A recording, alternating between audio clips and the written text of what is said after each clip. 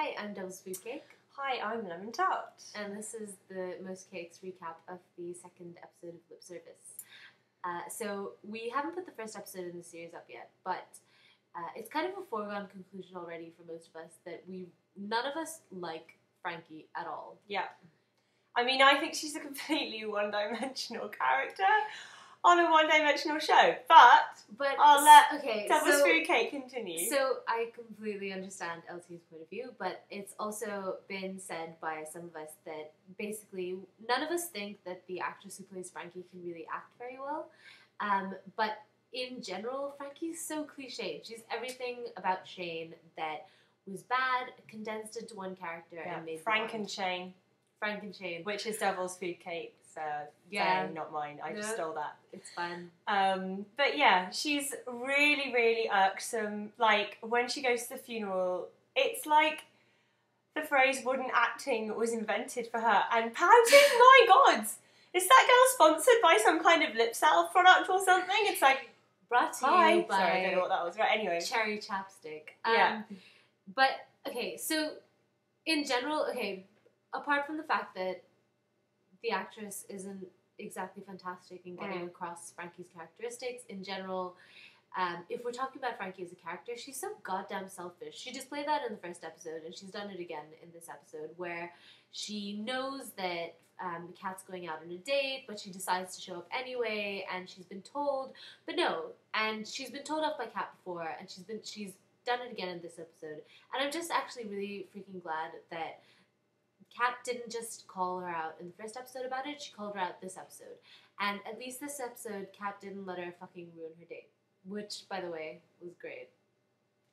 I just can't have an opinion. I just think the acting's so bad. Like, I feel like I'm talking about something that's so one-dimensional.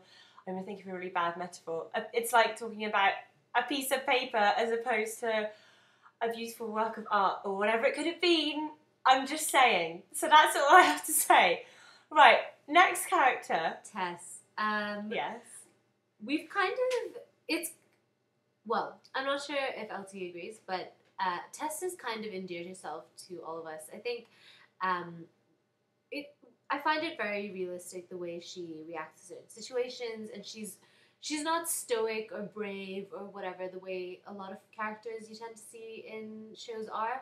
She's very emotional, and she's very, like, expressive with her emotions. And I like the fact that she's kind of a pushover for Lou, because maybe it's not great, but it's pretty realistic. I know that I've been in that situation, and I think that it's pretty accurate that she does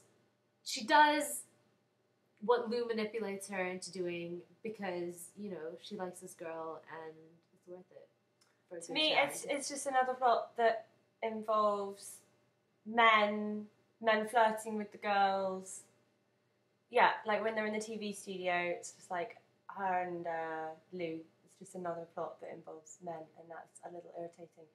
But aside from that, just on a side note, like when she goes into the TV studio, that whole plot is just so irritating. Just from a cinematography point, it's just lit really badly, and I couldn't even concentrate on Tess because I was thinking, this is filmed badly. The show so much, and throughout the entire time we were watching it, I was going, "Oh my god, I love it! This is so hilarious!" And she was, I was just like, "Do I know you? Are you serious?" Yeah, I couldn't believe it. I've never seen her so unhappy. We'll talk about our loves and hates later. Sorry, I digressed. Right, next character. Kat. Oh my god, I fucking love Kat. I can't even get over it. I think she's great, and I've said it before, I really think that she was great in Nina's Heavenly Delights, and I think she's great in this. And D.S. Murray, the girl that she dates, is just the best thing in the show. Heather Pierce is the... sorry, excuse me, what were we talking about? Is the only gay actress on the actual cast, and I think she's fantastic. Anyway, Kat is great. I love that she told Frankie off. I love that she went out and had a good time on her date anyway, even though this bitch ex-girlfriend of hers decided that it was her place to try and ruin it. And I love that she dresses well. Tess, take notes. Whoa! Okay, no, this woman, Kat, does not dress well. If you think she dresses well, you're the kind of person... Okay, actually, you wouldn't do this, but I'm just saying, Kat's the kind of person who walks into Next and goes, oh, look, there's loads of great clothes in here. I kind of want them all. She's That's an who Kat architect. is. I'm pretty sure she dresses better than Next. No, my dad's an architect. Actually, I'm not going to be reading about my father on live video. Anyway, also... Kat's acting, like, literally, like, Frankie's a huge cliche, because she just, like, she's impressed by terrible things, like, when that girl says, oh, you're like a modern-day Robin Hood, and she's like, oh my god, I've never heard that phrase before. It's Frankie. Like, dude, read a book, maybe, or listen to read any article or something, educate yourself, like, okay, we're not talking about Frankie, but Kat is as much of a cliche, like, she just always looks kind of sad and frightened and timid, because that's just who she is, and she's not very much else. Like once she tells one joke, and it's like, wow, oh my god, she's very one-dimensional. I'm sorry, again, one-dimensional. It's like, scared little cat, she's so fragile. How many cliches can you fit in one show? I think Lemon Tart just hates the show, and so will find anything to say bad about it. I hate it justifiably. I really did. I thought she was great. Well, anyway, now we want to talk about the things we love. We're gonna do a minute each. Hates. Go on. Lemon Tart. I thought we were talking about things we love first. No, we're doing hates first. Right. We're ending on a positive note. Okay, things I hate about this show. Okay, recently I've been watching, the only shows I've been watching really on TV are Mad Men and Big Love, and yeah, those are pretty much the only things I can stand, and obviously X Factor because everyone watches that. But if you compare something like this to those shows, they are like symphonies of television. And I know it's a terrible metaphor, but they are beautifully shot. They are so well observed. They're like going to the cinema and seeing an amazing film. And okay, some of you might be watching thinking, oh, but they only had a BBC budget. Well, what about This Is England 86 recently? That, I doubt, had a huge budget. And that was stunning, memorable, iconic. If you compare this show to something like Sugar Rush or Queer as Folk, two really new shows that really sort of changed the genre of programs about gay TV, or even L Word, which, by the way, this show is so much You've like... gone over your time. Well, that's my point. Just compare it to any other... It's like, that would have been good TV when I was like 15 and nothing else was on and I was staying up late and I was bored. Okay, so we're going to talk about our hates first. I hate Frankie. I hate Tessa's wardrobe. I'm not too fond of Lou. I hate watching this show with her.